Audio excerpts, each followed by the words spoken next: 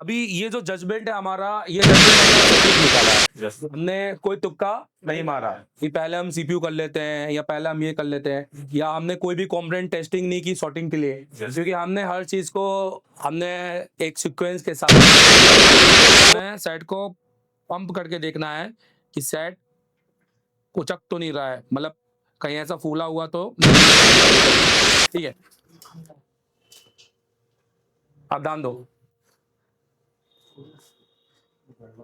अब इस सेट के अंदर यहाँ पर आपका बी बस बनना चाहिए, आ रहा है? सही है, क्योंकि एमटी के है तो हम चेक करेंगे बी बैट, क्या चेक करेंगे? बी बैट अगर हमारा बनता है, बोलो, बी बैट अगर हमारा बनता है तो हमारा चार्जिंग आईसी मतलब चार्जिंग अपना क्या कर रहा है पूरी तरीके और काम कर रहा है। तो अब इसके इस फोन के अंदर पहले हम इसकी कंडीशन देखेंगे। देखो इस फोन के अंदर अगर हम बात करें अभी, अब ये पावर पे काम किया है कि नहीं किया, हम इस पावर को हीट देकर देखेंगे। जैसे अगर थोड़ी हीट देंगे, अगर फ्लैक्स बाहर आया तो ये रिवॉल्व है, समझ ना मेरी बात, क्योंकि कोई भी आईसी जो रिवॉल्व की हुई है उसके अंदर पेस्ट हीट देने पर थोड़ा सा आ जाता है। तो यहाँ पर नेटवर्क सेक्शन में आपको यहाँ पर देखो तो यहाँ पर पेस्ट लगा हुआ है, मतलब 2GPFO पे क्या किया हुआ है, नेटवर्क सेक्शन पे काम किया हुआ है सेट। Redmi Note 9 करके होगा या प्राइम होगा। तो यहाँ पर MTK का CPU लगा हुआ है, सैमसंग का IC लगा हुआ है, BJ254 है यहाँ पर, और SMB ये चार्जिंग IC है। ये क्या है बताइए? Charging, single charging IC circuit है। देखो मतलब नेटवर्क पे दोनों साइड काम किया है, इधर भी और इधर भी। अंतर ये है कि अब इसको डेड कर दिया है। क्या कर दिया इन्होंने? डेड। अब देखना ये है कि क्या ये सेट कहीं से फूला हुआ तो नहीं है, क्योंकि लोग क्या करते हैं गलत रीडिंग की वजह से पपड़ी कर देते हैं, पपड़ी बाहर मतलब फुला देते हैं। तो हमें सेट को पंप करके देखना है कि सेट उचक तो नहीं रहा है, मतलब कहीं ऐसा फूला हुआ तो नहीं दिख रहा है, ये करके ठीक है।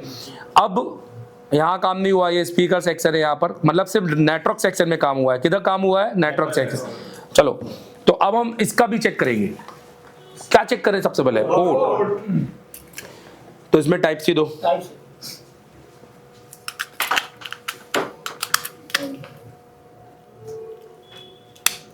डिस्प्ले केबल लगाने की जरूरत नहीं है, और अभी फिलहाल बैटरी नहीं लगा रहा, ठीक है। और वॉल्यूम डाउन दबाना है बस। क्या दबाना है? Volume down.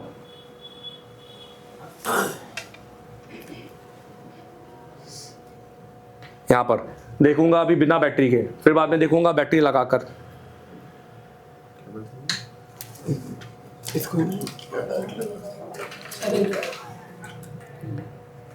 हमें बस देखो, हमें बस ये देखना है कि जितने भी साइड में यहाँ पे ले रहा हूँ ये किस कंडीशन में है और कितने हम वोल्टेज निकाल सकते हैं, है ना? राइट।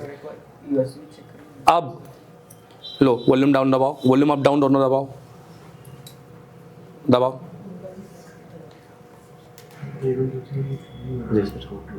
देखो अब आ जाई, फिर से दबाएंगे।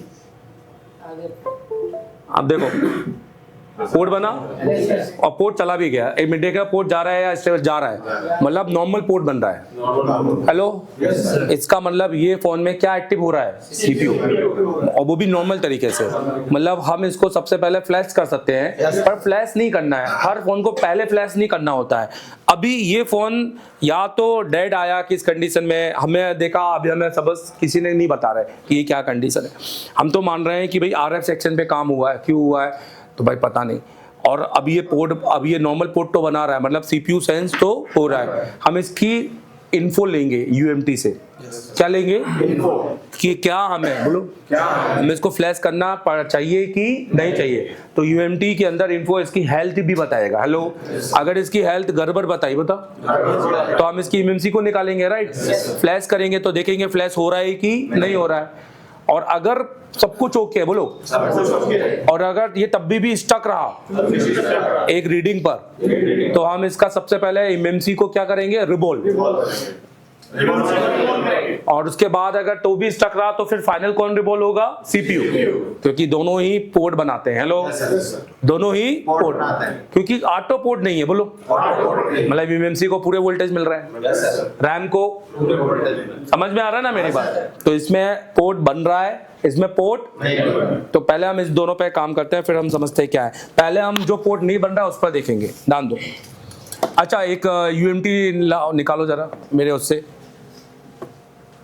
जिसमें मैं अपना फ्लैश 64 लेके आया हूँ, यूएमटी निकालो। सो यूएमटी लगाते हैं, चलो यूएमटी मीडियाटेक का, ये है कॉलकम का, ये एमटीके का।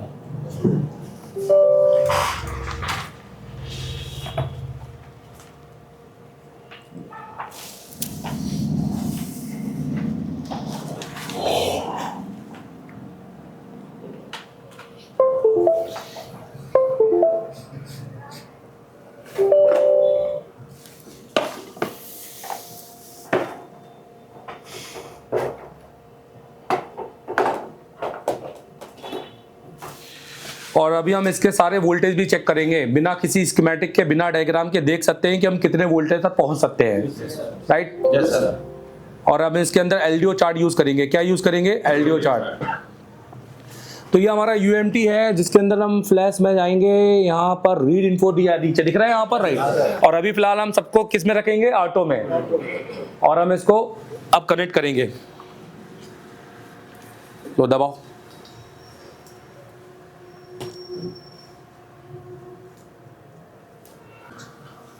पर वही उसी में है। हाँ, इसमें करने की जरूरत नहीं होती। अभी हो गया, देखो, चलो देखो,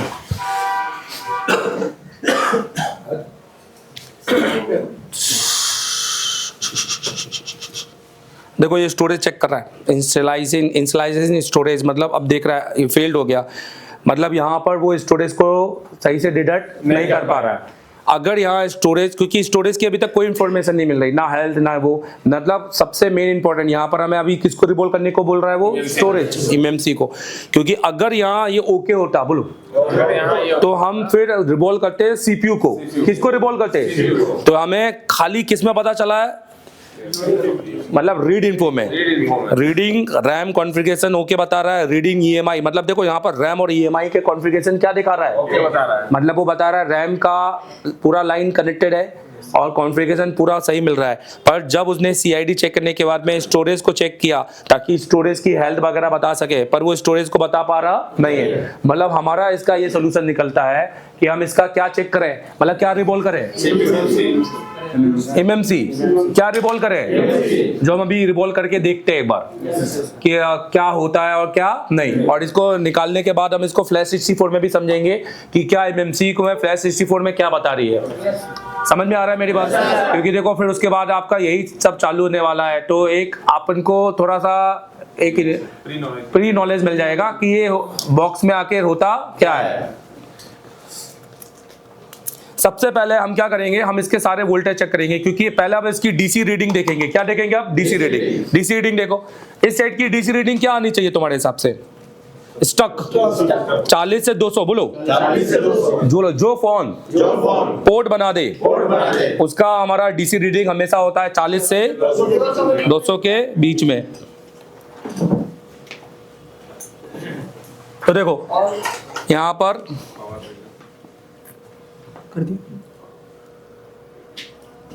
ये देखो कितने पर स्टक हो गया है, इसका मतलब बोलो पावर ओके, पावर ओके। अब पावर को एक बार ओके चेक करने के लिए अपन चार्जर लगाएंगे, चार्जर डॉट टाइप सी, और यहाँ पर एक बार अपन सारे वोल्टेज भी चेक करेंगे। देखो मेनली वोल्टेज चेक करूंगा मैं, सारे नहीं चेक करूंगा, मैं चेक करूंगा बोलो बीबस, बीपीएच, और फिर मैं चेक करूंगा उसके बाद में 2+1, और क्योंकि एमटीके है, बोलो फिर मैं, मुझे सारे वो वीएक्सओ ये सब चेक करने की जरूरत नहीं है, मैं चेक करूंगा वी ऑडियो, वी यूएसबी, और अगर रिसेट भी रहा तो रिसेट भी चेक करके दिखाता हूं। देखो, और इसको हम चेक करेंगे खाली बिटमैप से। किससे चेक करेंगे? बिटमैप से। ये भी नीचे रख लो ना,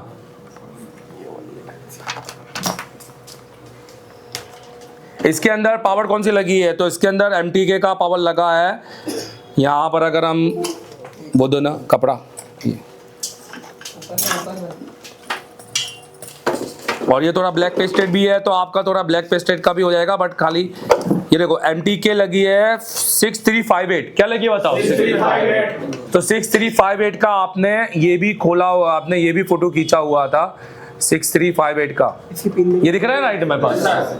तो मुझे वी ऑडियो चेक करना है तो कौन सा नंबर पे चेक करूंगा? R5। हाँ, तो पहले वी ऑडियो, पहले अपन नॉर्मल सारे चेक कर लें। ठीक है, मल्टीमीटर ले ली, अब ध्यान दो। अब इस साइड के अंदर यहाँ पर आपका बी बस बनना चाहिए, आ रहा है? सही है, क्योंकि MTK है तो हम चेक करेंगे बी बैट। क्या चेक करेंगे? बी बैट अगर हमारा बनता है, बोलो बी बैट अगर हमारा बनता है तो हमारा चार्जिंग ऐसी मतलब चार्जिंग अपना क्या कर रहा है पूरी तरीके और काम कर रहा है। तो अब इसके इसी में हमें मीडियाटेक के अंदर बोलो हमें चेक करना है बी थरम। बी थरम भी एक LDO होता है, तो हम बी थरम देखेंगे 2.8 दिख रहा है यहाँ पर। तो इसका मतलब वी थरम मतलब LDO बन रहा है। हेलो, बी थरम का बनने का मतलब बोलो सारे बक बी थरम बक हाई LDO के बाद ही बनता है। अब हम इसके बाद में हमें पावर की चेक करने की जरूरत नहीं है, फिर भी हम चेक कर लेते हैं। बंदा है 3.6 और ये अब ये कब तक अनस्टेबल रहेगा? जब तक आप बैटरी नहीं लगा देंगे। जैसी बैटरी लगाएंगे ये क्या हो जाएगा? स्टेबल। नहीं हुआ तो फिर ये लीकेज है। अब हम यहाँ पे BPH चेक करेंगे। ये भी आप जैसी बैटरी लगाओगे क्या हो जाएगा? स्टेबल। अब हमारे लिए ये पहला और ये हमारा हाई है और ये लोअर, या ये लोअर या ये हाई। चेक करते हैं, जैसे ये क्या है? लोअर स्टेबल है, ये स्टेबल ही होना चाहिए किसी भी कंडीशन में। हायर 2.0। अब इसके बीच में सारे बोलो बनने चाहिए, सिर्फ एक को छोड़कर VPA। तो ये वाला देखेंगे, ये वाला देखो 0 है ना, राइट? तो ये वाला क्यों नहीं बन रहा है? नेटवर्क 28 29 30 बोलो। अब ये सारे बनने चाहिए, इसमें से एक बोलो रैम बक 1.0 या 1.1, ये दिख रहा है ना। अब सब 0.8 मिलेंगे। 0.7 CPU बक, 0.7 CPU बक, 0.7 CPU बक, 0.7 CPU बक, 0.7 CPU बक। मतलब देखा जाए तो एक को छोड़कर सब बनता है ये है। अब जैसे अगर मुझे ढूंढना है वी ऑडियो, क्या ढूंढना है बताओ? तो मुझे केवल बिटमैप चाहिए, तो मैं इसका बिटमैप खोलूंगा। तो फिलहाल इस सर्किट का सही तरीका ये है।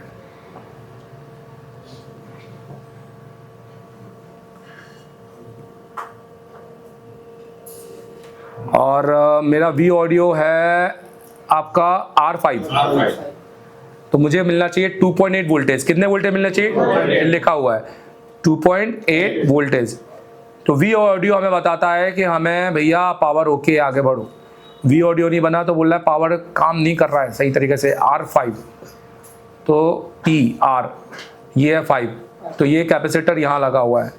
तो अभी इस कैपेसिटर में हम 2.8 वोल्टेज चेक करेंगे।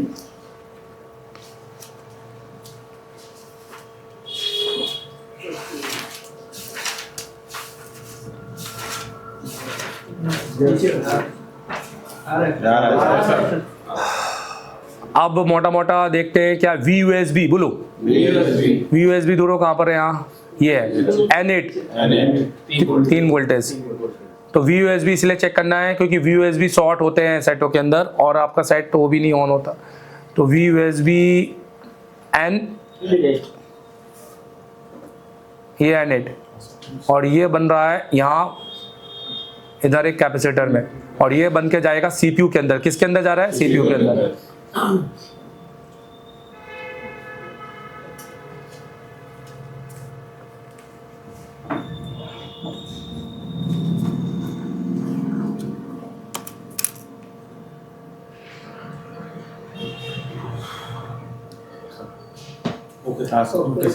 अब हम देखते हैं रिसेट बी बोलो। चेक कर सकते हैं कि नहीं, पहले तो ये समझना पड़ेगा। तो रिसेट बी कौन से नंबर पे है यहाँ पर? तो रिसेट बी लिखा ही नहीं है मैंने, तो रिसेट बी निकाल लेते हैं इसका। तो इसका रिसेट बी आसान है, हमें सिर्फ इसका एक डायग्राम चाहिए। कहीं से भी हो जाए, कोई भी मोबाइल से, और हम उसके अंदर लिखेंगे रीसेट बी। क्या लिखेंगे आप? Reset B, set B. ये आ गया। कौन से नंबर पे आ रहा है? D4।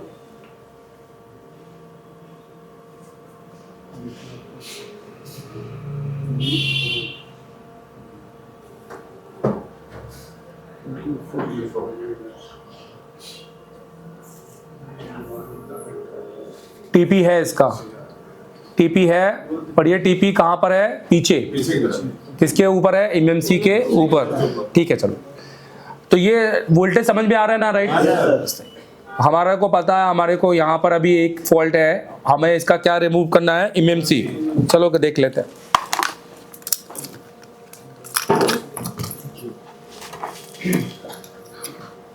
वो देना कटर।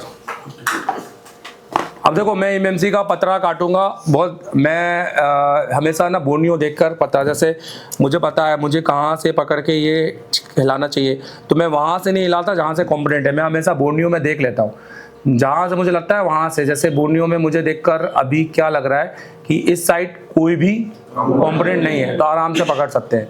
राइट। अगर ये होते तो फिर मैं क्या करता, अगर मुझे लग रहा है नहीं यार कुछ कट ना जाए, तो मैं पहले इसको ड्रिल से थोड़ा सा कट करता, एक इतना और एक इधर, और इस बीच का पार्ट को क्या करता? हटाता। फिर इतना पार्ट हमें पकड़ने के लिए मिल जाता। बट अभी तो हटा सकते हैं।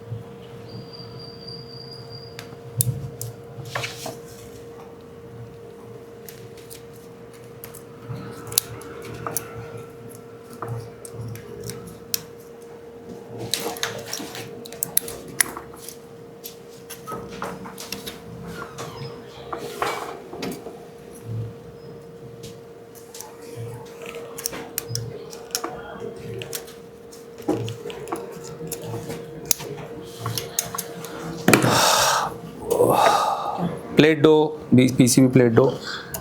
अब हम पीसीबी प्लेट लेके, और मेरे को वो दो, सारे स्क्रैपर दो, वो वाला दो जो तुमने बनाया, और एक मेरा स्क्रैपर, और ये लो, ये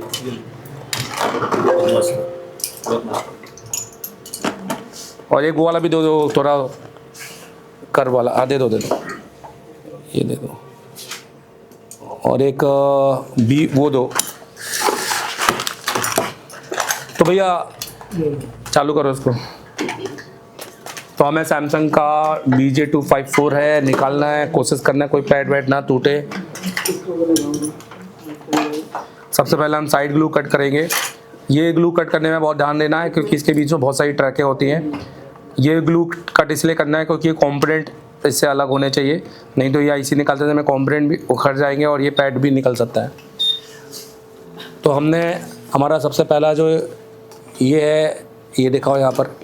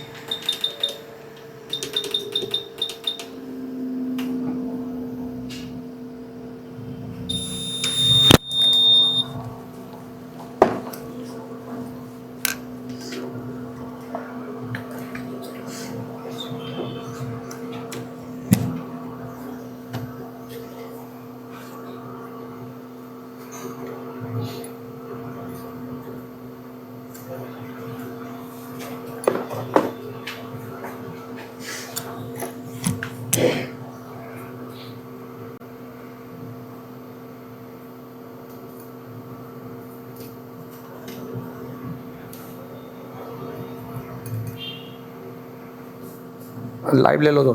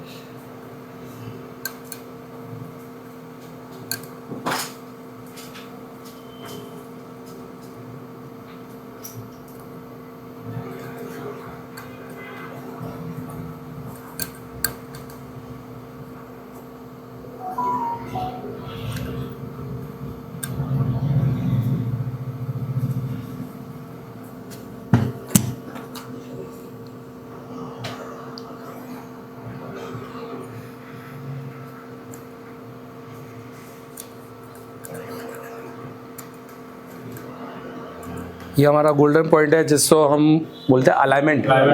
हाँ,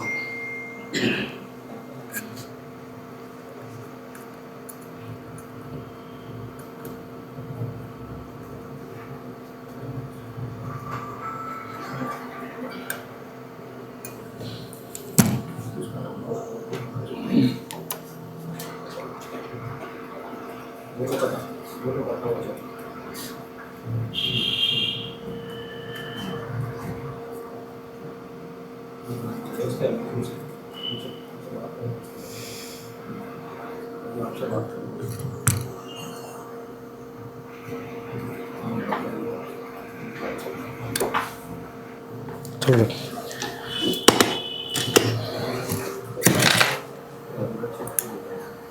ये से हम डिगिंग करेंगे, अंदर अंदर पंचर करेंगे। शुरुआत ये कॉर्नर से करनी है, फिर अंदर, पूरा घुसाना नहीं है, अपने आप निकलती है। इसके अलावा भी एक दो तीन अच्छे स्क्रैपर है जो अभी मार्केट में नया है, वो आईसी को उठा देते हैं पूरी तरीके से। इसमें हम थोड़ा हीटिंग बढ़ाएंगे और 370 पे ही रखेंगे।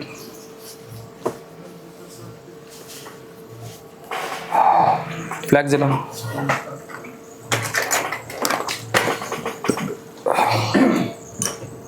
अब इसमें हम अपने सीपीयू को बचाने के लिए ऊपर क्या कर सकते हैं, हीट रेजिस्टेंस या वही हीट सिंक या कुछ भी करके पैड लगा सकते हैं। बहुत सारी चीज़ें इसके अंदर अब लग सकती हैं। थोड़ा गर्म करने पर ये डाल दो, ठीक है। अब ये भले ही पेस्टेड है पर जैसे ही थोड़ा सा पंचर होगा अंदर ये जाता रहेगा, नरम करेगा बॉलों को।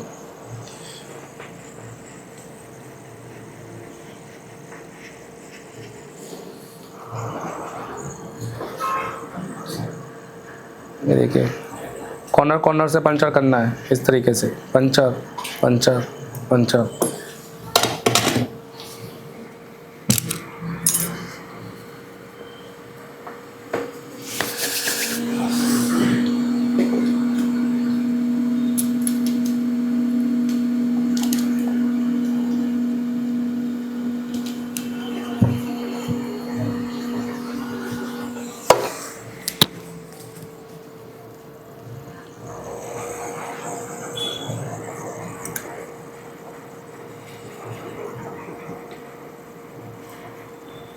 ये अंदर उठाना बिल्कुल भी नहीं, अपने आप आती है।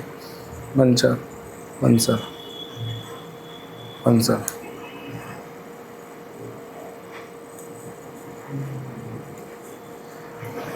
ये देखिए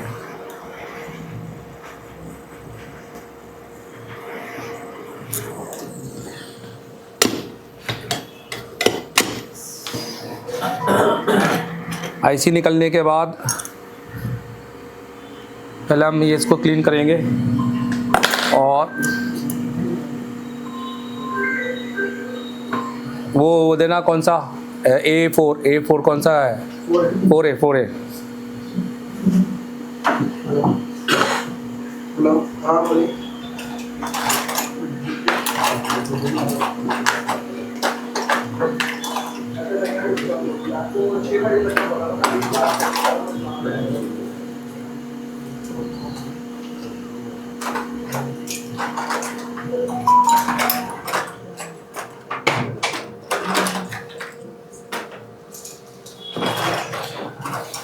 वो देना रोजिन सबसे बेस्ट है ये सब पेस्ट का हटाने के लिए, रोजिन दीजिए।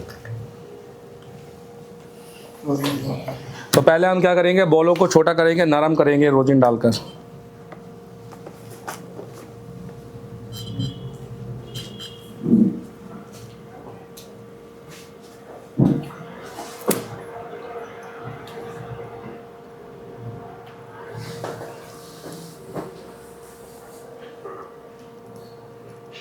तो ये सारे बॉल हमारे थोड़े से मेल्ट हो जाएंगे ना, तो नहीं तो उसके बाद में अगर हम पैड निकालेंगे तो हमारा ये बॉल जा सकते हैं। सख्त नहीं रहने चाहिए थोड़े से।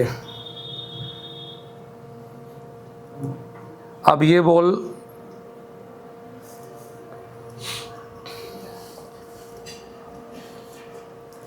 ठीक है, डी सोल्डर वायर देना, थोड़ा सा डी सोल्डर वायर भी चला देंगे, बॉलों को थोड़ा सा चिपका देंगे अगर वो जितना हो सकता उतना। अब पूरे डिग्री का यूज़ कर सकते हो, 400 ज़रूरी नहीं है, पूरा ग्लू हटाने की ज़रूरत नहीं है।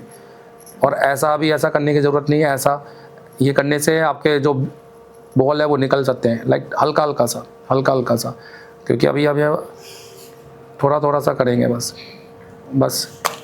अब ब्रश देना, ब्रश ये वाला नहीं यार, स्टील ब्रश दो। अब थोड़ा ब्रशिंग करेंगे, ये स्टील ब्रश धीरे धीरे।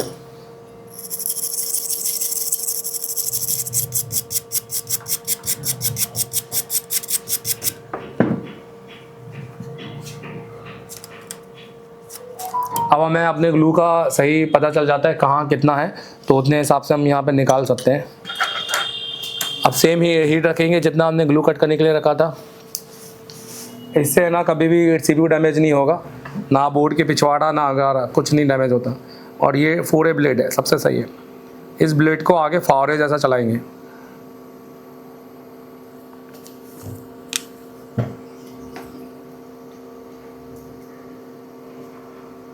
इस तरीके से।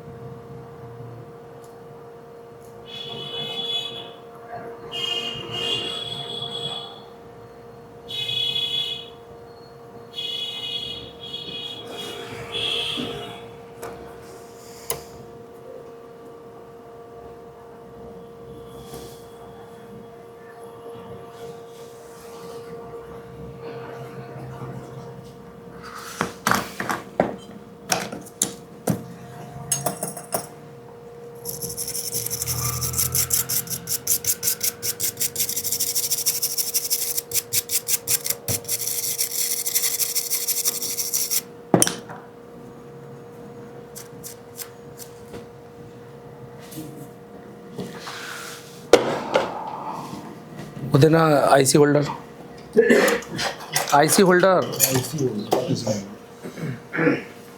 ये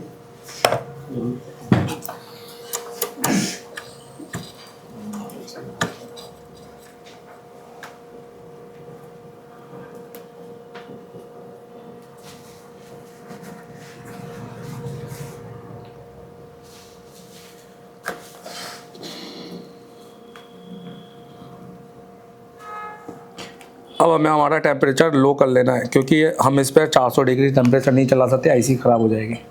350 या उसके नीचे।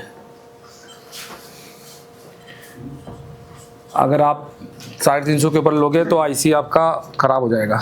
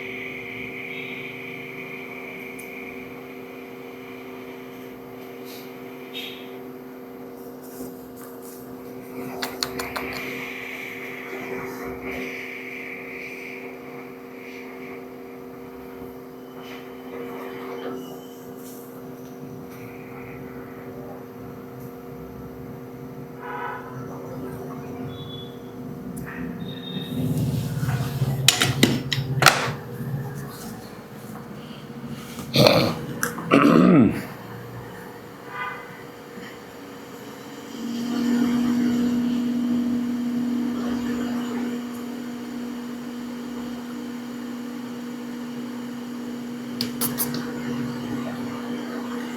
है, अब हमें ग्रे पैड को चमकाना है, नहीं तो ये रिवॉल्व नहीं होंगे।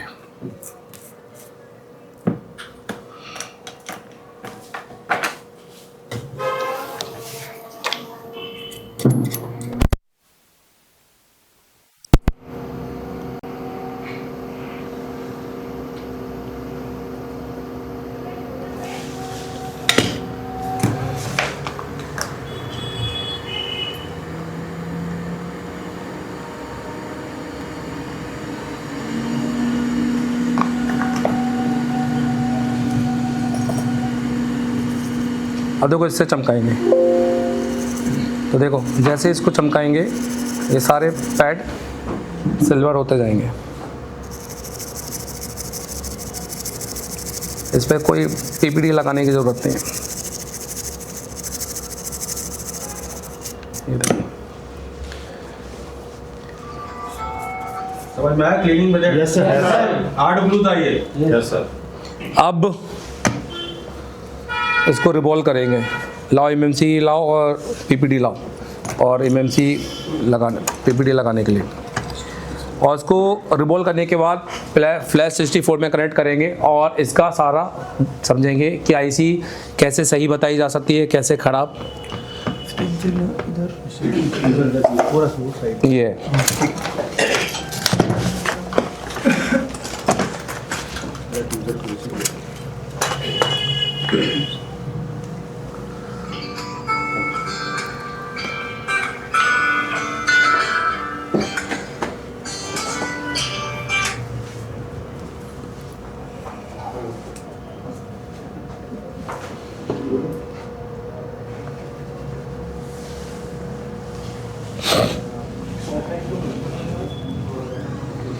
टूल लगाने के लिए तो दो।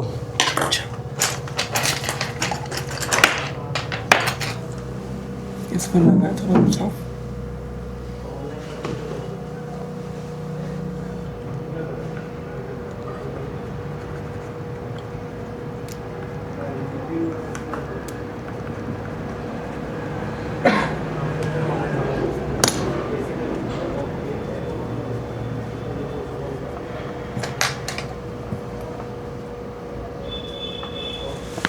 चलो बन।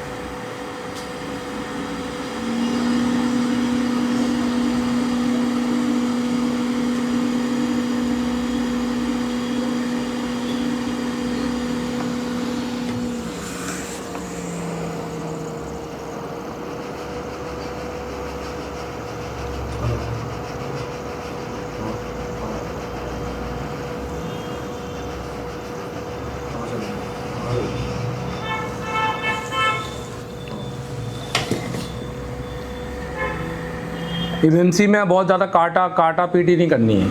जहाँ बॉल काटना चालू किया एमएमसी से बॉल ही उखड़ना चालू हो जाएंगे। वहीं एमएमसी को तो वन टाइम में बनाने की कोशिश करना चाहिए, नहीं तो एक आध दो बॉल भी गए पूरा स्टोरेज गया तुम्हारा, फिर ये दोबारा 1000 रुपये से नीचे खर्चा नहीं बैठेगा। ठीक है, क्योंकि एमएमसी आईसी सबसे महंगी है।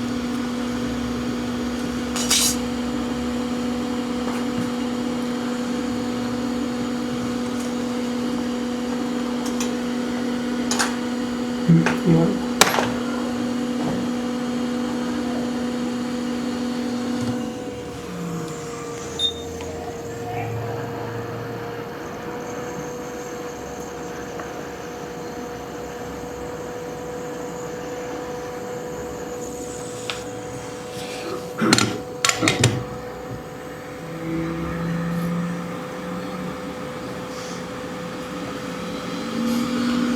फ्लैश 64 कनेक्ट करो और यूएमटी निकाल लो, यूएमटी निकाल लो, ये इसमें रख दो वापस, फ्लैश 64 कनेक्ट करो।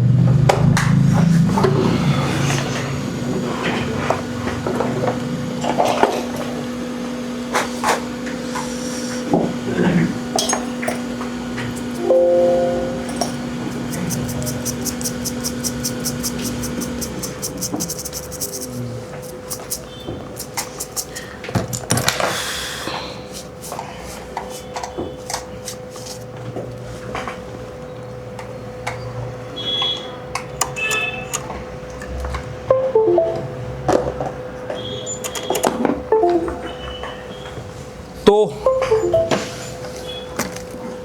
ये देखो यहाँ जूम करो, देखो फ्लैश 64 का पूरा आपकी तो क्लास होगी, मैं आपको मोटा मोटा बता रहा हूँ फिलहाल।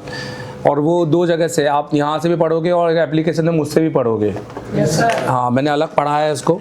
हमारे पास VGA 254 है MMC में, तो फ्लैश 64 के अंदर बेसिकली जो एक BGA आता है वो 254 मतलब 4-in-1 आता है। कौन सा आता है? 4-in-1 MMC 221 254, और ये वाला यूज़ नहीं होता, पुराना हो गया है, और ये 153। तो हम यहाँ पर अगर ये 254 लगाई था पहले से, ये उसमें अंदर रख दो, तो हम यहाँ पर 254 लगाएंगे। तो 254 कैसे लगाएंगे, यहाँ पर हमें नोज कट पॉइंट समझना है। 254 का जो भी एरिया है वो ये लगेगा, ये एरिया पूरा 254 का है, तो 254 का एरिया ऐसा बैठना चाहिए। तो 254 का नोज कट पॉइंट समझना है, क्योंकि यहाँ पर नीचे तो 254 लिखा हुआ है, और यहाँ पर हमारा देखेंगे ये मार्किंग है तो, और यहाँ पर लिखा हुआ है, ये देखो 254 लिखा है ना यहाँ पर, मतलब नोज कट पॉइंट आपका इस साइड होना चाहिए, इस साइड होना चाहिए, तब जाके ये 254 का है, ये आपका VGA 221 का है, और ये आपका VGA 153 का है। तो इस तरीके से कनेक्ट होता है। तो ये पिनें कनेक्ट होनी चाहिए। हम अगर इसमें बिना MMC रिवॉल्व किए भी लगाते तो भी हो जाता। और दिमाग में रखना, अगर IC में पेस्ट लगा होगा तो अंदर घुसेगा, ये खराब हो सकता है। दूसरी चीज़, अगर आप IC इसके अंदर लगा रहे हो और आप सोच रहे हो कि आप 1 घंटा बाहर चले गए घूमने का, नहीं, जाओ मुँह धो के आओ जल्दी से, जा हो गया बस, और कोई नहीं 10-15 मिनट क्लास छोड़ रहा हूँ, चल, तो और खड़े रह के करना। तो यहाँ पर कैसा रहेगा, तो ये बहुत लोगों के साथ हुआ है, ये फ्लैशिंग के टाइम पे 10-15 मिनट के टाइम पे लगा छोड़ जाते हैं, और आने में देर कर देता है, आधे घंटे में आए तो ये जल जाता है। तब तक IC लगे नहीं रहनी चाहिए, क्योंकि ये हीट होता रहेगा, वोल्टेज है इसके अंदर, और ये बहुत लो क्वालिटी है मटेरियल है, IC चिपक जाएगी इसके साथ, और ये कालापन आपका ऐसा प्लास्टिक जल जाएगा। मतलब सर कोई काम नहीं करेंगे तो जलेगा? नहीं, आपको लंबा छोड़ना नहीं है इसको, मतलब जैसे आप फ्लैशिंग हो गई 10 मिनट में 15 मिनट में हो जाने दो, उसके बाद निकाल लेना है। अब आपने पता चला आपने 1-2 घंटे के लिए छोड़ गए, भूल गए, तो वो एक्टिव रहेगा, वोल्टेज बने रहेंगे उस पर, तो वो इतना गर्म हो जाएगा कि बॉलों का रांगा हीट पैदा करेगा। समझ में आ रहा है मेरी बात? और वो मेल्ट कर देगा। तो ये बनता नहीं है, रिपेयर नहीं होता, ना ही अलग से मिलता है, पूरा ही बॉक्स अलग से परचेज करना पड़ेगा। तो दिमाग में रखना इस चीज़ में। जीन्स पे गर्म फ्रेज छोड़ गया तो। हाँ, तो ये देखो ये लगाया, तो यहाँ पर लगता बेसिकली ये वाला पोर्शन है, ये पोर्शन दिख रहा है, ये बीच में, ये यहाँ कनेक्ट होता है। ये क्या दिया है, ये इसलिए दिया है, देखो बहुत सारे फ़ोनों के अंदर होता है 4G के अंदर, कई 3G कई 5G के अंदर ये IC हो सकता है और बड़ी हो, साइज इसका क्या हो, बड़ा हो, तो इसलिए आपको फ्रेम दिए कि अगर आपको लग रहा है कि आपका ये साइज इसके अंदर नहीं आ रहा है, तो आप ये फ्रेम को निकाल कर दूसरा फ्रेम लगा, तो आते हैं, क्योंकि कई MMC होती है बहुत बड़ी साइज़ की आती है, ज़्यादातर तो फट जाती है ये करके। ठीक है, यहाँ पर ये इसको है ना दबा के रखता है, कई लोग यहाँ पे पैड लगाते हैं वो JTAG में, अभी यहाँ पे ज़रूरत नहीं है, ये लगा दिया। अब हमें ये करना है कि इसको 254 को हमें यहाँ पर एक ही कनेक्टर है इसके अंदर, तो हमें 254 का एक ही कनेक्टर के अंदर इसमें डालना है, ये हमें इसके अंदर डाल देना है, ये कनेक्टर है। अब देखो यहाँ पर देखो क्या लिख कर आ रहा है, अगर आपको देखें यहाँ पर आप देखो तो MMC 4-in-1 लिख के आ रहा है ना, ये बता रहा है कि अभी सॉकेट तो कनेक्ट कर लिया है इसने। अगर यहाँ पर ये भी लिख कर नहीं आता तो इसका मतलब सॉकेट भी कनेक्ट, सॉकेट तो कनेक्ट हो चुका है। हेलो, अब इसका सॉफ्टवेयर पे जाएंगे। इसका सॉफ्टवेयर काफ़ी अपग्रेड हो गया है।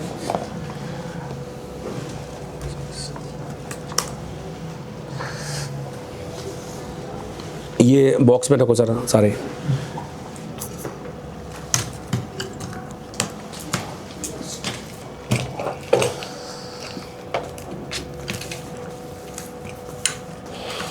V11 अब इसमें .exe आ गया, पहले नहीं आता था, अब exe आ गया है। अब देखो यहाँ से डाउनलोड नहीं हो रहा ना, तो ब्राउज़र में ये होता है, तो हमें इसको इंटरनेट एक्सप्लोरर में डाउनलोड करना है।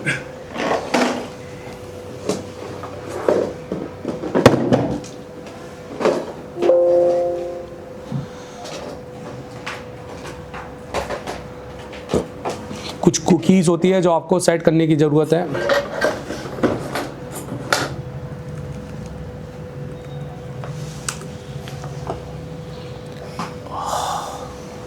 अब यहाँ से हम क्लिक करेंगे, ठीक है, तो ये डाउनलोड में आ गया है। ये हमेशा क्या होता है, नॉन ऑथराइजेज, इन सारे सेटअप के अंदर सर्टिफिकेट नहीं होते हैं। हर सेटअप के अंदर सर्टिफिकेट देना होता है, जिससे उस कंपनी की लीगल प्रोसेस क्या है कि भैया हमने लीगली बताया कि इस सेटअप को इंस्टॉल करने से कोई भी वायरस नहीं आएगा, और वायरस भी मैच करना चाहिए कि हाँ ये सर्टिफिकेट लीगल है।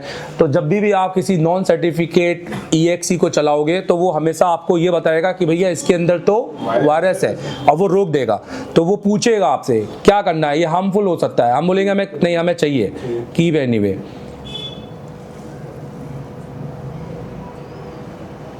ये सेटअप आ गया है।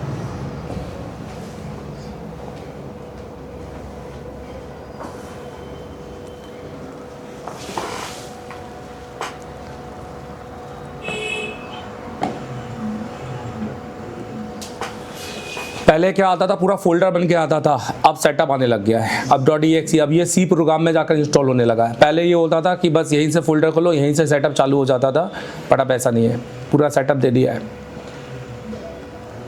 इसको सब कुछ बताएंगे, कैसे प्रोग्राम करना है, कैसे रजिस्टर करना है।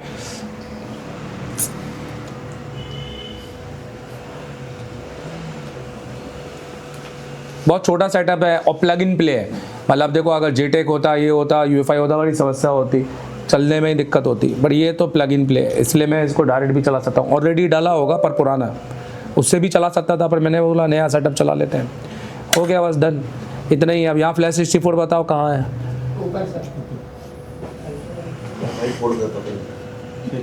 सेकेंड रो में। नहीं, मेरे को दिख क्यों नहीं रहा है ये? हाँ ये,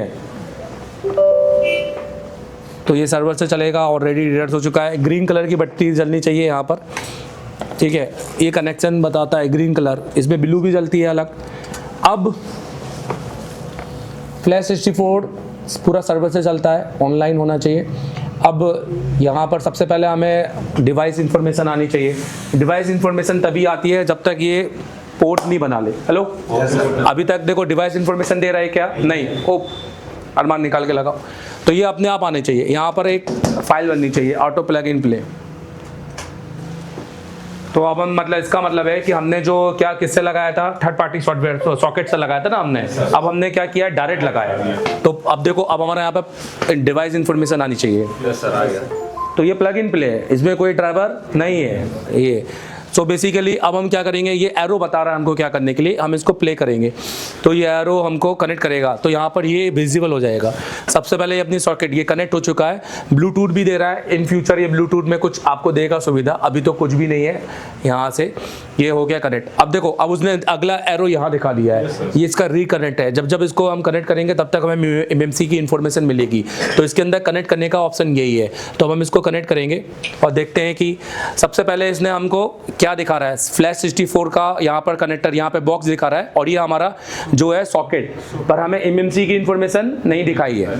ठीक है, तो हम MMC में जाएंगे और वापस रिकनेक्ट करेंगे और देखेंगे कि अभी एमएमसी की इंफॉर्मेशन दिखा रहा है कि नहीं दिखा रहा है, और एमएमसी को नहीं तो फिर से चेक करना पड़ेगा। दिखा दिया यहाँ पर। तो फ्लैश 64 ने एक नया अपडेट अभी जो हम बोल सकते हैं निकाला है कि पहले वो क्या करता था, यूएफएस एमएमसी पे दोनों में ही रिकनेक्ट करते था, ऑटो कनेक्ट। बट अब हमें एमएमसी में कहाँ जाना पड़ेगा, एमएमसी में।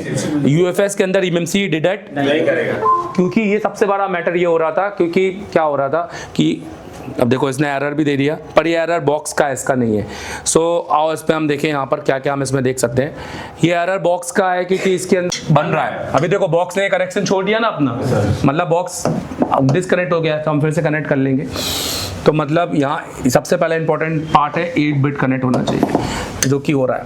अब दूसरा ये हमें वीसीसी की इंफॉर्मेशन दे रहा है कि बॉक्स की क्या रिक्वायरमेंट है। अब हम जाएंगे आईसी आइडेंटिफिकेशन में। तो इसके अंदर आईसी आइडेंटिफिकेशन हमें बता रहा है क्या क्या है, देखिए। तो फ्लैश 64 के अंदर सबसे पहले हमें बता रहा है कौन सा आईसी लगा हुआ है, सैमसंग, ये इसका पार्ट नंबर है। और यहाँ पर भी हमें बताता है, पर यहाँ पे अभी कुछ ही वो डिस्कनेक्ट हो चुका है इसलिए लिखा नहीं है। फिर इसके अंदर ये बता रहा है मैन्युफैक्चरिंग बता रहा है, रिवीजन बता रहा है, सीएल नंबर ये है इस आईसी का। फिर इस आईसी के अंदर इसकी जो ऊपर मार्किंग होती है वो ये नंबर से लिखी होती है। आईसी के ऊपर मार्किंग है ना, आईसी नंबर, ये आईसी नंबर। और ये आईसी अगर हम यहाँ पर बात करेंगे तो ये हमारा बीजीए कौन सा बीजी है, 254, और ये हमारा बेसिकली क्या दिखा रहा है, रैम। अब ये हमारे दिखा रहा है सीआईडी, मतलब कार्ड आइडेंटिफिकेशन। हाँ, तो कार्ड आइडेंटिफिकेशन होता है और CSD card specified data rate होता है, डाटा होता है। ये दो हमारे नंबर है, हर एक का जैसे IMEI होता है इसका यूनिक होता है। ये भी दिखा रहा है 00 नहीं है, मतलब ओके है। ये हमें दिखा रहा है एमएमसी पार्टीशन कॉन्फ़िगरेशन, जो कि बिल्कुल सही दिखा रहा है तीनों के। अगर ये पार्टीशन कॉन्फ़िगरेशन ऐसे होते 0 तो इसका मतलब कि ये सेट बोलो कभी पोर्ट भी नहीं बनाता। समझ में आ रहा है ना मेरी बात। ये पार्टीशन कॉन्फ़िगरेशन है, ये डालने के बाद ही पोर्ट बनता है। तो अगर मान लो FRP करें और अगर ये 00 हो गया तो आपका सेट पोर्ट बनाना भी क्या कर देगा, बंद कर देगा। इसलिए आपको सिर्फ CPU रिवॉल्व करने से कुछ नहीं होगा। हेलो, आपका एमएमसी उतार के आपको जरूर चेक करना है, यूएफएस उतार के जरूर चेक करना है कि पार्टीशन कॉन्फ़िगरेशन बना है कि नहीं। तो ये आपको अगर उसका केस स्टडी पता चल जाए, इसलिए डॉक्टर हमेशा पहले बोलता है कि पुराने डॉक्टर की रिपोर्ट दो, ताकि क्या है, नहीं तो फिर कुछ भी गलत चीज उस पर आ सकती है। उसके बाद अब यहाँ पर बूट पार्टीशन क्या दिखाई दे रहा है, इनेबल यहाँ पर, नहीं तो ये डिसेबल होता, बोला ओके है। अब इसके बाद और जाते हैं। अब इसके अंदर टोटल ये कितने जीबी का है, अगर आप लोग बताएंगे तो 64 जीबी का है। इतनी तो आपकी सिस्टम को छोड़कर इतना जीबी ले रहा है, जिसके अंदर टोटल अगर हम पार्टीशन की बात करें तो एक है यूजर डाटा, एक है बूट A, बूट B, जिसके अंदर 4 MB का है। और बूट A ही है जो इसको फर्स्ट लोगो पर लेके आ रहा है। हेलो, बूट A इसको किस पर लेके आ रहा है, फर्स्ट लोगो पर। RPM भी पार्टीशन यहाँ पे दिया हुआ है और यहाँ पर RPM भी काउंटर दिए हैं, जिसकी MTK के अंदर बोलो कोई रिक्वायरमेंट नहीं है। RPM भी मतलब रिप्ले प्रोटेक्शन मेमोरी ब्लॉक, एक वो हार्डवेयर आईडी जो CPU और MMC को दोनों को जोड़ के रखती है, जो कि कॉलकम के अलावा बोले किसी चीज में जरूरत नहीं है। आप इसको 0 कर दो, डिलीट कर दो, उससे कोई फर्क नहीं पड़ेगा, सो हमें नहीं चाहिए। अब सबसे इंपॉर्टेंट बात यह है इस डिवाइस का मतलब ऑन ना होने का, इसका SLC और MLC देखो दोनों डिफरेंट है। हेलो, आप दुर्गेश सर से पढ़ना तो उसमें भी आपको केस स्टडी में यही बताएंगे कि SLC सिंगल लेवल सेल और multi level cell, GPD partition के सेल पार्टीशन होते हैं, ये MMC के अंदर सेम होने चाहिए और मैक्सिमम 60 के अंदर होने चाहिए। 60 के ऊपर जैसे 60 to 70 हुआ तो हेल्थ खराब है, इसका मतलब है कि प्रॉब्लम तो यहां से हुआ है। हेलो, अगर हम इसको खाली रिवॉल्व करके लगा दे तो मे बी ये ऑन हो जाए, पता चला फिर से रीस्टार्ट करने लग जाएगा, या ऑन होकर भी शायद हो जाए रीस्टार्ट करे, पूरा ऑन ना हो या ऑन ही ना हो, और करने के बाद भी हमारा सेट क्या हो, ऑटो पोर्ट या नॉर्मल पोर्ट। हेलो, हालांकि फिलहाल तो हमें इमेंसी डिडक्ट नहीं हो रही थी। क्या नहीं हो रही थी? इमेंसी। हम तो अभी फिलहाल कुछ नहीं करेंगे, मेरी बात समझना, इसको हम रखेंगे। हम आगे इसको आकर मैं किसी दूसरी क्लास में इसकी केस स्टडी बनाऊंगा अगर अभी इमेंसी रिवॉल्व करने से नहीं हुआ, क्योंकि फिर हम इसका पहले हम सीपीयू रिवॉल्व करेंगे। क्या रिवॉल्व करेंगे? पहले समझेंगे, फिर उसके बाद इस 50 से 60 और इस 20 से 30 को दोनों को एक जैसा करेंगे, मतलब इसको इक्वल लाएंगे, और इसके लिए हम इसकी हेल्थ रिपेयर करेंगे, जो कि हम वन टाइम कर सकते हैं। ठीक है, हम इसको फिर से कनेक्ट करेंगे। बॉक्स को फिर से निकाल के कनेक्ट करो, जरा निकालो, केबल निकालो, लगाओ। हाँ निकालो, वही वाली लगाओ। ये चला गया ना, ये आना चाहिए।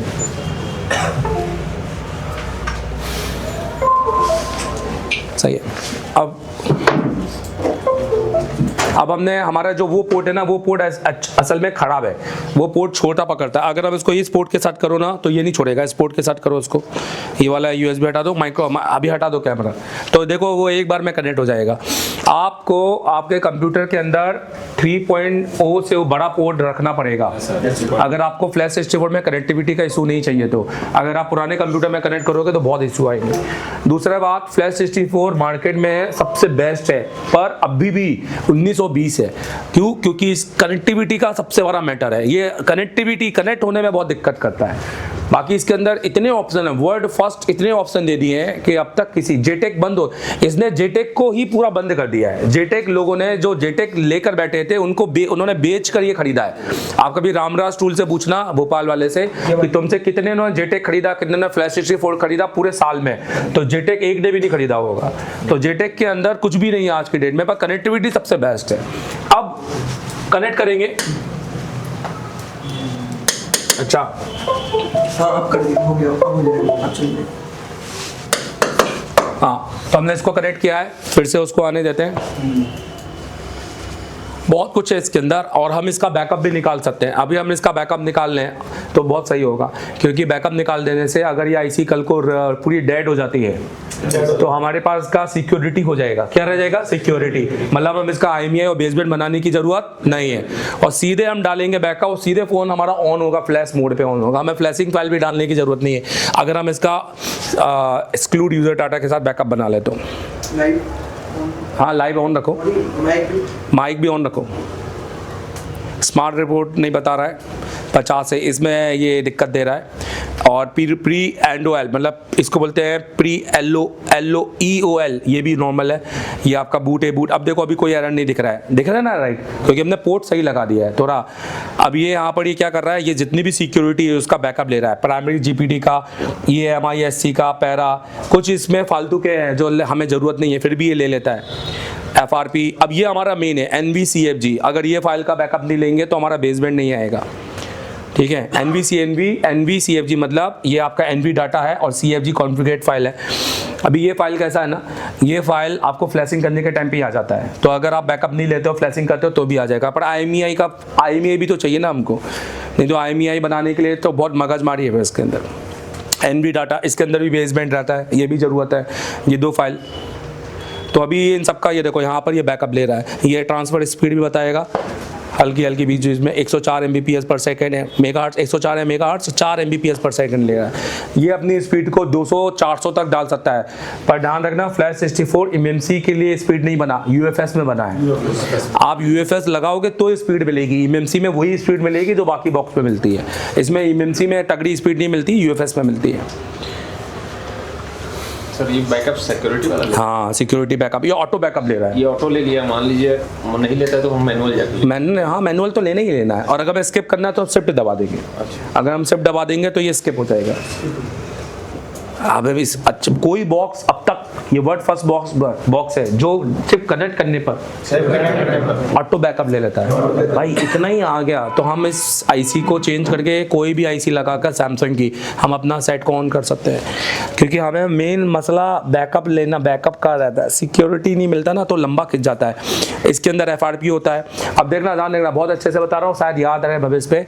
परसिस्ट बोलो, F8 दबाऊं तो ये वैसे भी ले चुका है। तो ये सारी हमारी GP पार्टीशन बता रहा है। अब FRP इसके अंदर क्या है अभी फिलहाल एक्टिव है, ठीक है। और Redmi कौन सा मॉडल है, 9 प्राइम, यह हमें पता चल गया है Redmi 9 प्राइम है। और बेसिकली इसके अंदर जो वर्जन है वो है B13, मतलब फ्लैश फाइल V13 नाम की डली हुई है जो यहाँ पे डली है। और इस IC हर Redmi का फाइलों का एक नाम होता है,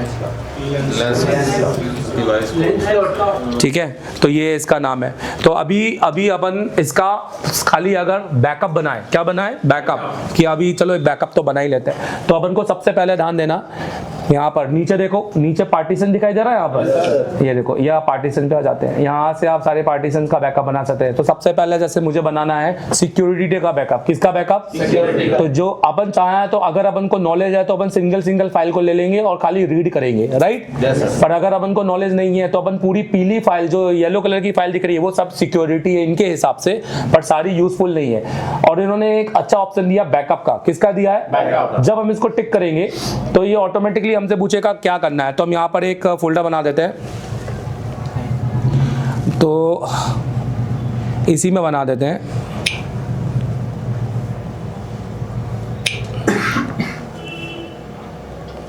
और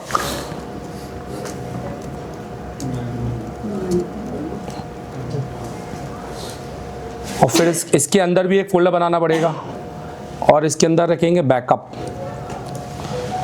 अब इसके अंदर हम ये डाल देंगे फाइल और सेव कर देंगे। तो देखो ये बैकअप रीड होना चालू हो गया यहाँ से। तो ये हमको सारी बैकअप की फाइल मैन्युअली रीड दे रहा है, पहले क्या दे रहा था, ऑटो, अब कैसा दे रहा है, बैकअप। अब हमें वो उसको टिक करने की जरूरत नहीं है, जितनी भी पीले कलर की फाइल है सारी आ जाएगी।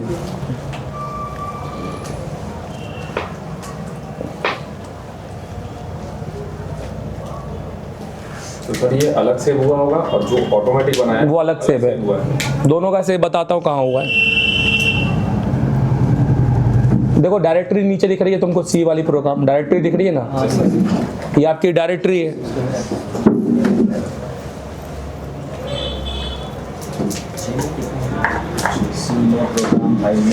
और कौन से फॉर्मेट में हो रहा है, .bin।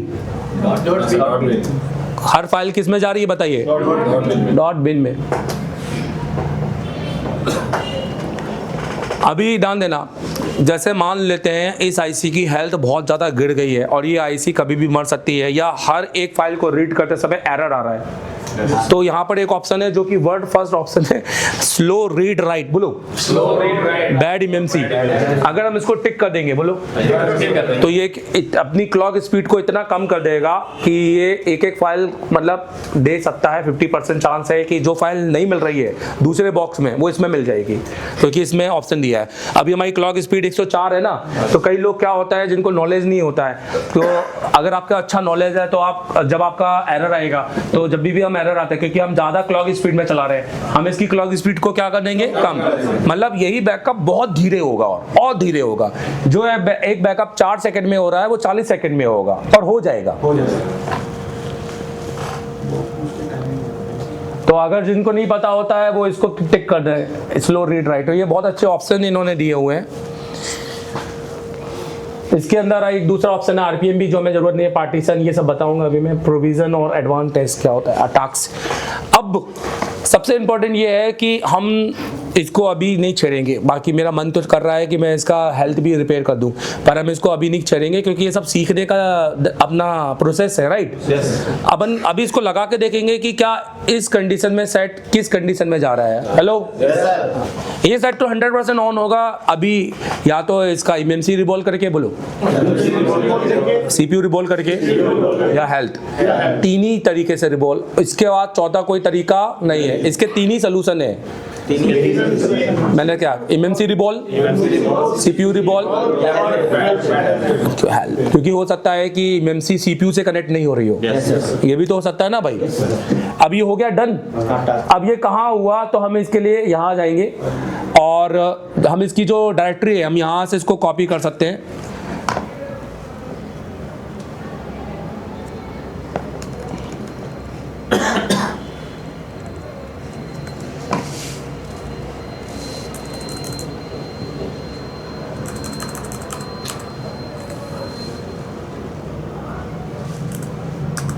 ये आ गया।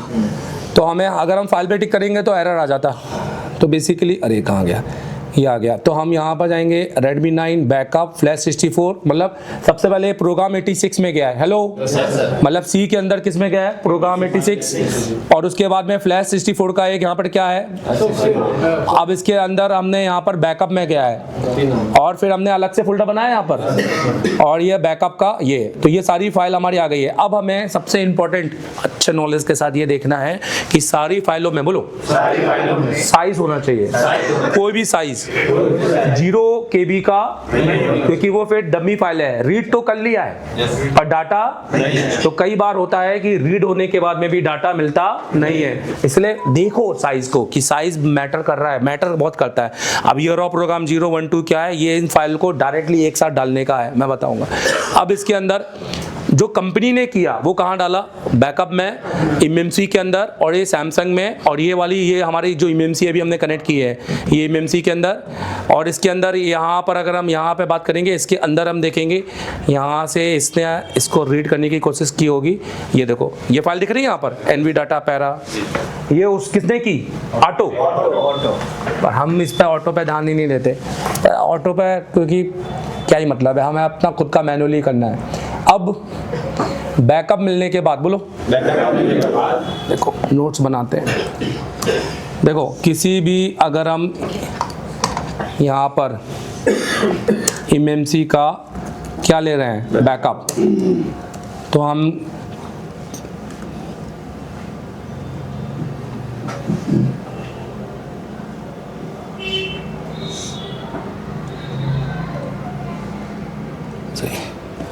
सबसे पहले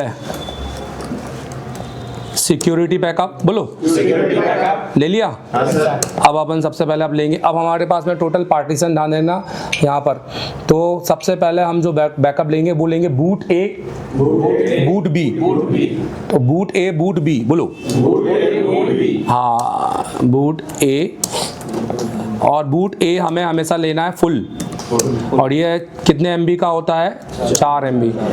तीसरा क्या लेना है, बूट B, ये भी हमें क्या लेना है हमेशा फुल, कितने MB का, 4 MB का। तो पहले ले लेते हैं, तो बूट A में टिक किया, फुल ही है, फुल में कोई कस्टम लेना नहीं है, और यहाँ से रीड पे करेंगे, और हम वहीं डालेंगे जहाँ हमने अपनी फाइल को डाला है, तो यहाँ से यहाँ पर डाल देंगे, ये आ गया। अब इसके बाद बूट B पे जाएंगे और रीड करेंगे, देखो बूट A को पहले देखेंगे, और उसमें साइज दिख रहा है, देखो 4 MB देखें ना, हाँ टच कर सकते हैं, तो यहाँ से हमें, चलो अब फिर से बूट B लेंगे, और यहाँ पर हमारा बूट B आ जाना चाहिए। अब इसके बाद हम जाएंगे boot A boot B, RPMB, बोलो MTK के अंदर जरूरत नहीं है, EST CHD लेंगे, क्या लेंगे बताओ, हाँ जी EST CHD होता है हमारा कॉन्फ़िगरेशन फाइल, बोलो कॉन्फ़िगरेशन फाइल। ये फाइल अगर हम ले लेते हैं तो हम अपने पोर्ट बना सकते हैं, बाकी EST CHD नहीं हो तो प्रोविजन से हम यहाँ से भी पोर्ट बना सकते हैं, यहाँ पर MTK और ये सब करके भी बना सकते हैं। अब पहले हम देखते हैं हमारे पास कितनी फाइल आ गई है, तो बैकअप में हमारे पास देखो EST CHD दिख रहा है यहाँ पर, और 2 बूट A बूट B। अब हमें चाहिए हमारा मेन यूजर, क्या चाहिए हमें, अब ध्यान देना, मेन यूजर, बोलो अगर आप जो कम से कम है 64 MB ले सकते हैं, कितना ले सकते हैं, 64, उससे भी कम ले सकते हैं। जैसे पहले मैं ये लेकर दिखाता हूँ और मैं आपको बताता हूँ अंतर क्या है। 64 MB तो आपका पट्टे से हो जाएगा, पता भी नहीं चलेगा। 64 MB के अंदर आपका मतलब समझो कि GPT मतलब पार्टीशन टेबल बन जाएगा, और उसके बाद आपका सेट बोर्ड में लगाओ, पोर्ट बन जाएगा, और फ्लैश कर दो USB से। बट आप चाहते हो नहीं मुझे फ्लैश नहीं करना, मैं चाहता हूं तो मेरा फोन MMC लगा और सीधे ऑन मिले, तो आपको एक्सक्लूड यूजर डाटा लेना है। हाँ, और अगर आप चाहते हैं नहीं मैं तो सामने वाले को पूरा की भी सब देना चाहता हूं, तो आपको पूरा यूजर डाटा फुल लेना है। क्या लेना है, फुल। उस टाइम पर आपकी हेल्थ सही होनी चाहिए। फुल डाटा कभी भी नहीं लिया जाता जब आपकी हेल्थ क्या हो जाए, गड़बड़। हेलो, आपकी हेल्थ खराब है, डैमेज है, 50-60 जा चुकी है, क्योंकि फुल डाटा 15-20 मिनट लगाती है। एक बार भी अगर स्टॉप हो गई तो IC डिटेक्ट होना बंद हो जाएगा। अब मेरे पास एक बैकअप तो मिला है मुझे यूजर का, कितने का मिला है देखो, 64 MB। अब मान लेते हैं एक बैकअप मैं और लेता हूं, 1 GB का, कितने का? 1 GB का।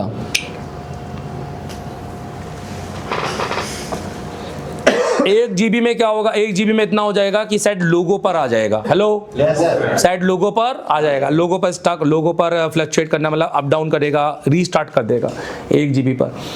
फिर इसके बाद मैं लूंगा फुल बैकअप, पर फुल बैकअप अभी नहीं लूंगा, मैं लूंगा एक्सक्लूड यूजर डाटा। बोलो एक्सक्लूड मतलब बाहर फेंक देना। किसको बाहर फेंक दिया? यूजर डाटा को। मतलब जितने ऐप है, जितने फोटो है, जितने वीडियो हैं, आप अपने फोनों का यूजर डाटा देखना तो आपका फोन का वीडियो, आपके खींचे हुआ डाटा ही आपका सबसे मेन होगा। एक्सक्लूड यूजर डाटा के अंदर एप्लीकेशन नहीं आती है, बस खाली ओएस आता है। क्या आता है? मतलब flash file, original flash file. मतलब आपको फ्लैश फाइल डाउनलोड करने की जरूरत नहीं है। तो पहले 1 GB का हो जाने दो, या हम 1 GB का छोड़ देते हैं, हम सीधे एक्सक्लूड यूजर डाटा लेते हैं। तो मैंने इसको बंद कर दिया है, यहाँ से बंद कर सकते हैं। यहाँ पर स्टार्ट और ऑफ का बटन रहता है, ठीक है। अब यहाँ पर तो सीधे जाएंगे और इसको करेंगे कस्टम।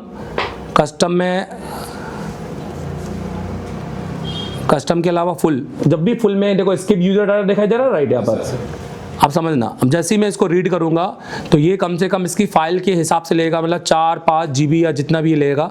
तो रीड करूंगा और यहाँ, और ये वाला डिलीट कर देते हैं। तो देखो कितने GB ले रहा है बताओ? 9 GB। मतलब इसमें टोटल OS मिलाकर ये कितना ले रहा है? 10 GB समथिंग ले रहा है।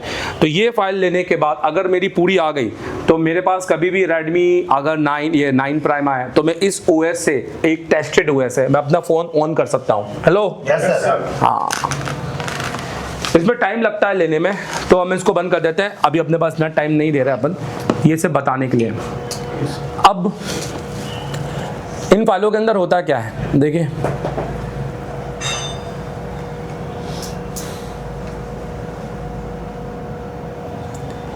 सेवन जिप में खोलो इसको, तो इन फाइलों के अंदर देखो ये सारी फाइलें होती हैं। मतलब देखा जाए तो ले दे के ये ही आपका पूरा, जिसके अंदर आपका सिक्योरिटी आ रहा है, दिख रहा है यहाँ पर सिक्योरिटी पूरा। टोटल कितनी फाइल है? 47। अगर मैं इस फाइल को भी लेता ना तो इसमें भी 47 नहीं आती, कुछ भी नहीं आता, बस खाली OS का फाइल आता। अभी तो खैर नहीं लिया हमने, तो कोई काम का नहीं है, तो ये हो गया। अब चलो, वो इसलिए नहीं ले रहा है क्योंकि अभी तक वो इसमें कनेक्टेड है। अब ये देखो ये हाँ ले ही रहा है अभी तक, तो हम इसको हटा देते हैं, यहाँ से बंद कर देते हैं। अभी बंद हुआ है, चलो फिर से रिकनेक्ट करते हैं। तो कुछ भी नहीं है, और रीड राइट बहुत आसान है, और आपको इतना आसान लगेगा कि आपको सबसे पहले आप सबसे ज़्यादा यही काम करोगे। पर ये गलत होगा फिर आपके लिए, क्योंकि अभी आप जितना थ्योरी और जितना प्रैक्टिकल ये सब की, आपको एक लक्ष्य, आपका सिर्फ टेक्नीशियन बनना नहीं है। आपका लक्ष्य क्या बनना है? टीचर बनना है। ध्यान देना, आपसे भी कई ऐसे, मतलब आज की डेट में ऐसे लोग हैं जो जिनको आज भी कुछ नहीं आता और टीचर बन के बैठे हुए हैं। आप उनसे कहीं बेहतर होगे। बात समझ में आ रही है यहाँ पर? ऐसे आज तो कानपुर के हो गए, इनके हो गए, उनके हो गए, उनसे कहीं बेहतर होगे, क्योंकि उनको आज भी नॉलेज नहीं है कि उनको पढ़ा क्या रहे हैं। वो आज भी पीले मल्टीमीटर में फंसे हुए हैं। उनके बच्चों को हम कभी एडमिशन नहीं देते, कभी आए कानपुर फानपुर इन सब के, क्योंकि मैं पता है ये सब कुछ कचरा लेकर आए दिमाग में अपने। चलो ठीक है, तो मोटे मोटी इस आईसी में सब कुछ सही है। आईसी निकाल के दो जरा फ्लैश 64 से। अब हम इस आईसी को क्या करें, एक बार लगा दें, चेक करते हैं। अब ये सब तो आप सीखोगे ही आगे। हेलो, और एक लाइव फ्लैश 64 की क्लास मैं आपको दूंगा 19 तारीख से पहले। समझ में आ रहा है मेरी बात? और कोशिश करूंगा एक यूएफएस की दूं, बोलो, और एक एमएमसी की दूं। लाइव रिपेयरिंग की मैं आपको यहाँ पे क्लास दूंगा 19 तारीख से पहले। ये मैं आपसे पहले ही वादा कर रहा हूँ, ठीक है? आप ही में से किसी साइड का दूंगा। अब चारा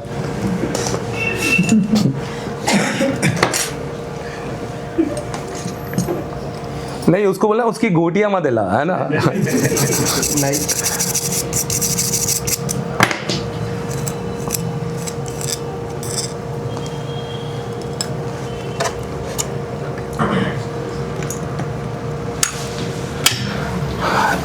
तीसरा नंबर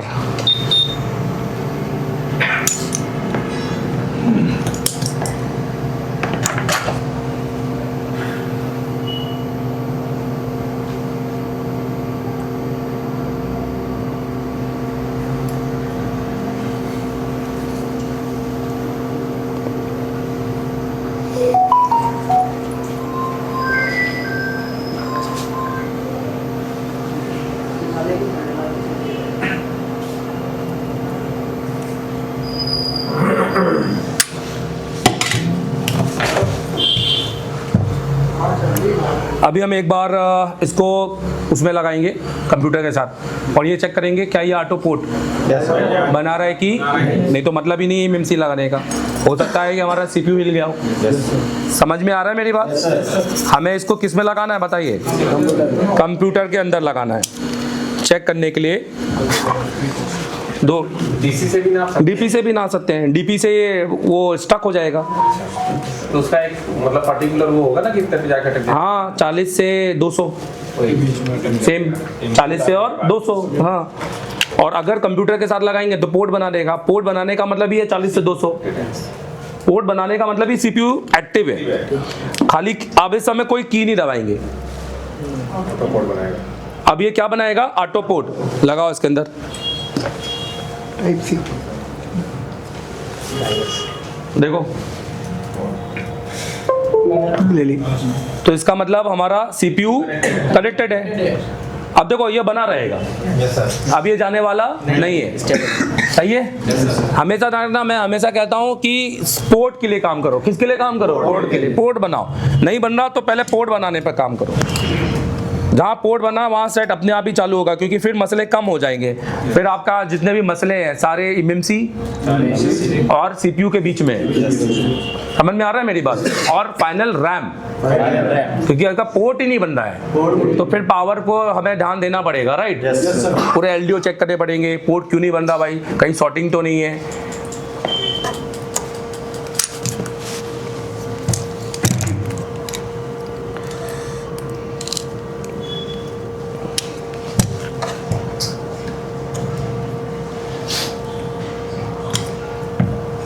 थोड़ा टाइट।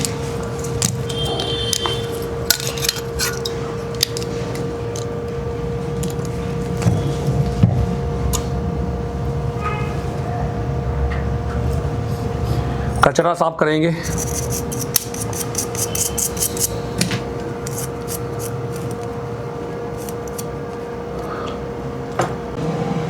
या इसी का ये आ रहा है पोर्शन इधर, और अब इसको इस तरीके से लगाएंगे।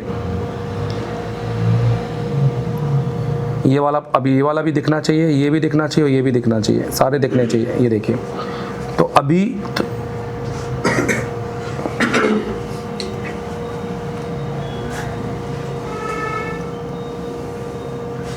सही है।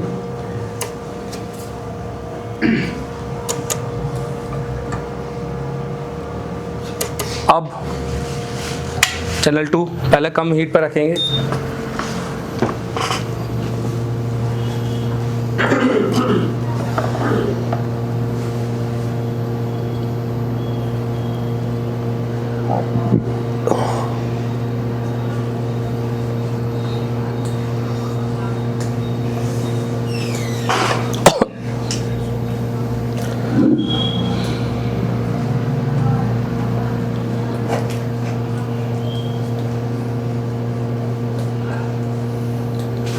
बीसक राउंड लगा दो, फिर बाद में ये दो।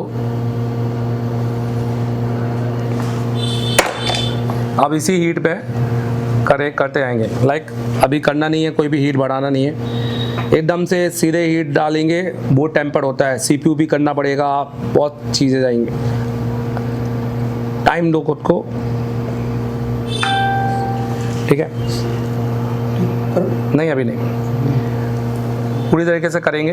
या इसी इतनी हीट पे भी लग सकती है। देखो फ्लैक्स बाहर निकलने लगा है, देखो यहाँ पर आप देखो, है ना? अब हीट बढ़ाएंगे, बढ़ाओ। डायरेक्ट वन नहीं, डायरेक्ट 1। तो चाहो तब घुमाएंगे।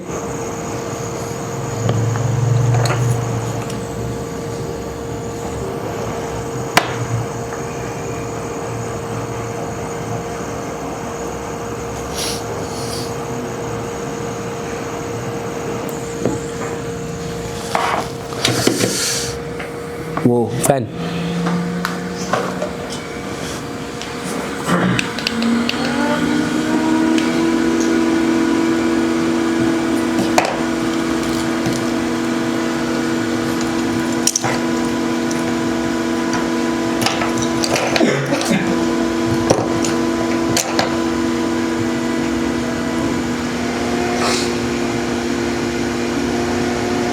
अब देखेंगे एक सेम कंडीशन में रहा तो हमारा दो ही चीज़ है। पहली चीज़ तो जो साफ साफ नज़र आ रही है कि SLC और MLC डिफरेंट है। Yes sir. Hello, yes sir. हाँ, पर उसके पहले भी हम एक बार ये समझने के लिए कि CPU रिवॉल्व करके कि क्या इस कंडीशन में भी ऑन होता है कि नहीं, क्योंकि फाइनली हमारा MMC उतार कर हमें MLC और SLC का हेल्थ रिपेयर करना पड़ेगा।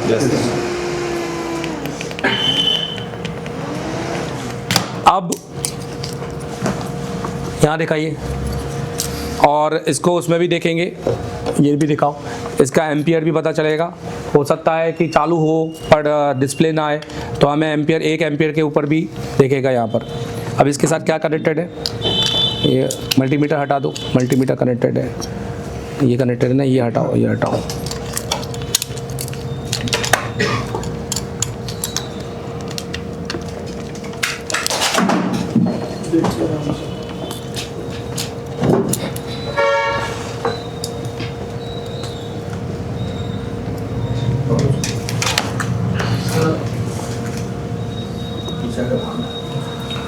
हमारा रील लेना है ना।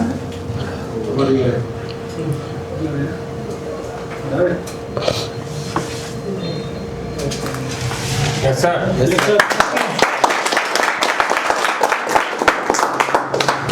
तो अब अगर ये सेट रीस्टार्ट करता है, बोलो, तो इसका मतलब ये सेट का जो फॉल्ट बनेगा वो MMC बनेगा, क्योंकि MMC का अभी हेल्थ क्या है, बराबर नहीं है, और ये करेगा ही। हेलो, अभी ये जो जजमेंट है हमारा, ये जजमेंट हमने सटीक निकाला है। हमने कोई तुक्का नहीं मारा कि पहले हम CPU कर लेते हैं या पहले हम ये कर लेते हैं, या हमने कोई भी कॉम्पोनेंट टेस्टिंग नहीं की सॉर्टिंग के लिए, क्योंकि हमने हर चीज को हमने एक सीक्वेंस के हिसाब से चला है। आज हमने दिया है बहुत बड़ा अपडेट। अब कहानी बदलेगी। एशिया टेलीकॉम में शुरू हो चुका है एक नया चैप्टर। ये ट्रेनिंग नहीं, ये है क्रांति। हर एक बच्चे के बाद में एक 2 SMD होनी चाहिए, हर बच्चे के बाद में एक पावर सप्लाई होनी चाहिए, हर बच्चे के बाद में एक प्रीमियम आयरन होना चाहिए।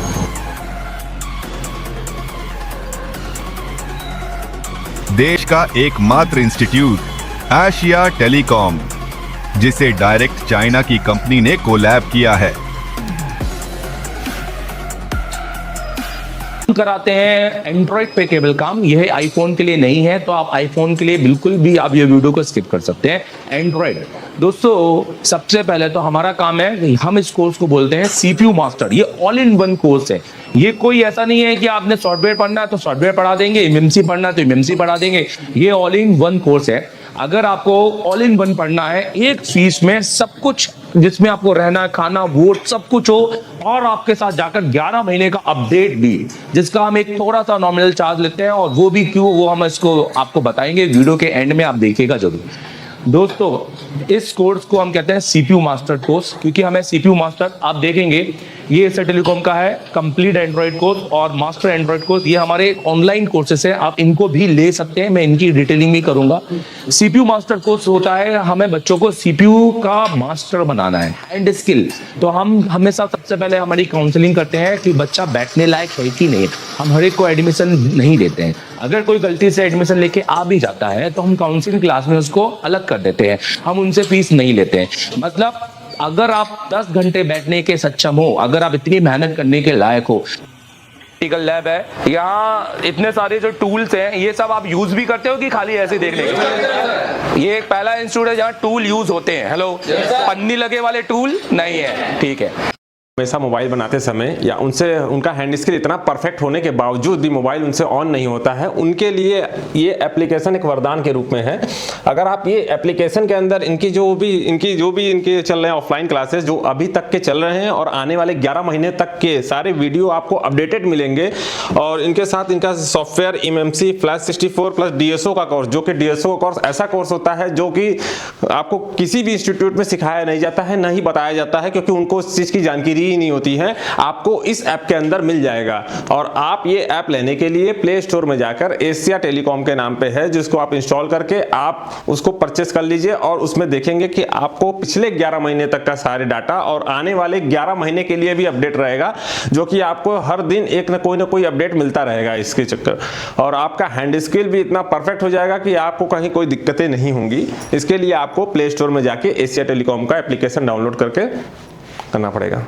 तो अगर आप मुझसे पढ़ना चाहते हैं और मेरे पास आ नहीं पा रहे हैं, या आप सिर्फ हार्डवेयर पढ़ना चाहते हैं और आप चाहते हैं कि एक अच्छा नेटवर्क सेक्शन, अच्छा डेट सेक्शन आपको मिले, और मेरी लाइव क्लासेस में बैठना चाहते हैं, 8-8 घंटे 7-8 घंटे की मेरी लाइव क्लासेस में आप घर पे बैठ के पढ़ना चाहते हैं, बट ऐसा ऑनलाइन नहीं कि एक 8 बजे मैं आ जाऊं और आप आ जाए। आप एक वीडियो कोर्स चाहते हैं, आप चाहते हैं कि आप एनी टाइम जब भी आपका मूड करे आप इसको पढ़ लें, तो आप मेरा ये कोर्स परचेस कर लीजिए, मास्टर एंड्रॉइड कोर्स। ठीक है, अब इसकी कीमत 15,000 रुपए है और ये सिर्फ हार्डवेयर है। आपको इसके अंदर आप दे सकते हैं फुल HD वीडियो मिलेंगे मेरी क्लासेस के, जैसे मैं आपको एक क्लास में दिखा देता हूँ। डेट हो गया, बूट सीक्वेंस हो गए, यहाँ पर CPU वाइज डिटेलिंग हो गई है, नेटवर्क सेक्शन हो गया, या फिर और बहुत सारी चीजें यहाँ पर हमने डाली हुई है, आप इसमें जाके देख लीजिएगा। अब आपने जैसे फॉर एग्जाम्पल मैं एक आपको यहाँ से दिखाता हूँ और मैं समय पर अपनी क्लासेस की अपडेट भी करूंगा। ये देखिए,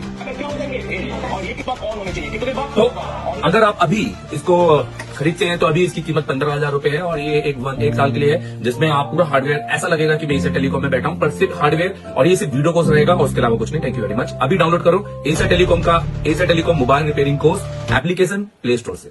दोस्तों मैं देवेंद्र अग्रवाल। दोस्तों आपने अगर ये मेरी हार्डवेयर और सॉफ्टवेयर की बुक अभी तक नहीं ली है तो क्या कर रहे हो यार, मोबाइल रिपेयरिंग की दुनिया में, और अभी तक ये नहीं पड़ी।